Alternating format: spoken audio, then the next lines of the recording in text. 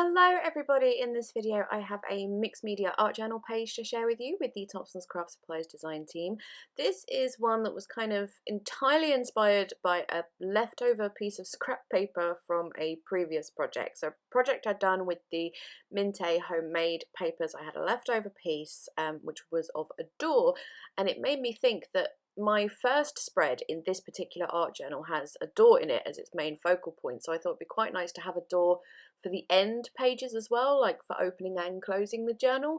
So yeah, that's pretty much what I went with. I was just there using some very wide masking tape to put it up the spine of the journal. Just it reinforces it, and it also prevents any inks and stuff from soaking through the spine.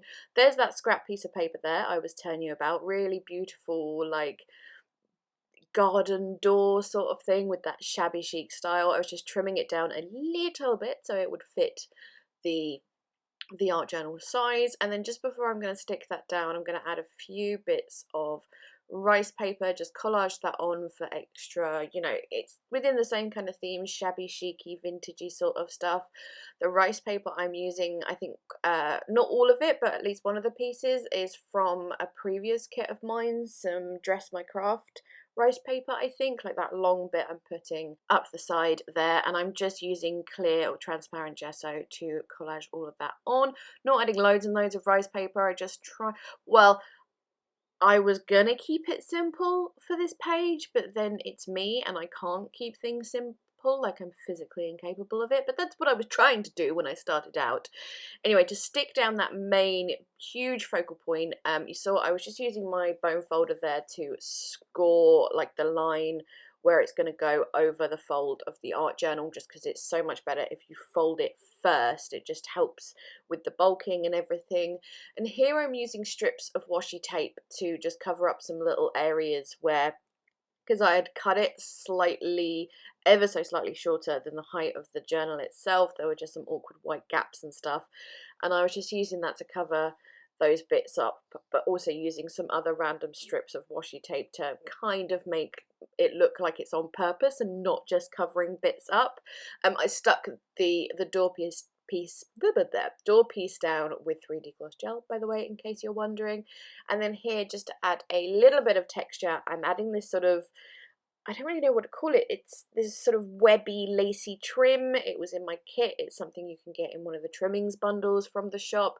And again, I'm using 3D gloss gel just to paste that on in a sort of collagey way, like I'm putting it over the top of the lacy stuff as well as underneath. And then I'm going to add some stenciling. I'm using Distress Crackle Paste with this Hobbylicious Baroque stencil, which I'm absolutely obsessed with. I love it so very much, and just adding little bits of the crackle paste here and there. I then left that to dry for maybe about 45 minutes. It wasn't completely dry by the time I came back, but it was dry enough that the crackles had started to appear in the crackle paste, and basically once they start to appear, then you can use your heat tool. Like if you use it straight away when it's still completely wet, you're not going to get the proper crackles, but as I said, once they've started to appear, you can then finish it off with the heat tool. But I thought also where I had collaged on those little lacy scraps, because I put the gloss gel over the top of that, it was still kind of tacky, so I thought I would maybe use some Gilding Flakes to add to those, but because it was very textured, they didn't go on very well, so it's more like a little sprinkling of gold or something like that. But because I'd done that, I felt like I wanted to add a little bit more gold, so I thought I'd just do the normal technique to use with Gilding Flakes. So I use a Nuvo glue pen for this, just because it's the sort of the tackiest one, or it goes tacky nice and quickly, so you don't have to wait around for ages before you can start putting the Gilding Flakes on. And just adding some little bits of the gold in little gappy pieces, kind of, it looks shiny and lovely, but it's also kind of vintagey and messy at the same time. I then noticed in my like box of stuff, like I have a big box that I put all my kit stuff in for the month, I had these 4 little moths that came from the Minte Wings fussy cutting book. I'd cut them out for a previous project and ended up not using them, but they just sort of caught my eye, and I was like, let's see if I can make them work with this, seeing as I've got them there. So I've cut out 3 of those moths, and I think they actually look really, really nice on that whole, you know, the whole, it's kind of got the brown and grey vintagey vibe. I just think they look really pretty with that background. To add a little bit of colour to this page, I'm taking Distress Oxide sprays, first in Antique Linen. I just use my paintbrush and dip it straight into the spray bottle and then add a little bit of water, let it flow around the stenciled areas to add the colour. And yeah, that's pretty much it. So first with Antique Linen, then I dry that before I add the next colour, because if you don't dry in between colours, they're just going to mix together and you end up with a weird muddy colour, not very attractive. This is tea dye, which I think looks really pretty, especially next to that that blue wood grain on the paper. The tea dye and that, yummy together.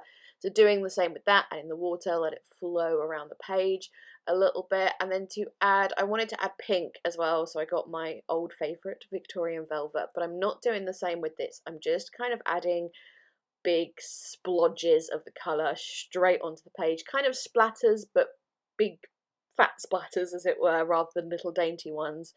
I'm not adding the water to that, I just moved it around with my finger a little bit, so the colour is stronger than the other colours, basically, so the pink really, really stands out. I needed some sort of title or words on this page, so I went for these Dina Wakley Media collage words. I went through them all and nothing really stood out to me apart from this one of turn mistakes into beauty. I thought that worked quite nicely, so I've just collaged that on with 3D gloss gel. This is a really quick art journal process for me, by the way. It all sort of just fell together, which was very, very nice. I didn't have to think about it too much, because sometimes things go wrong and you think too much about this and that and this one just kind of happened, which is nice.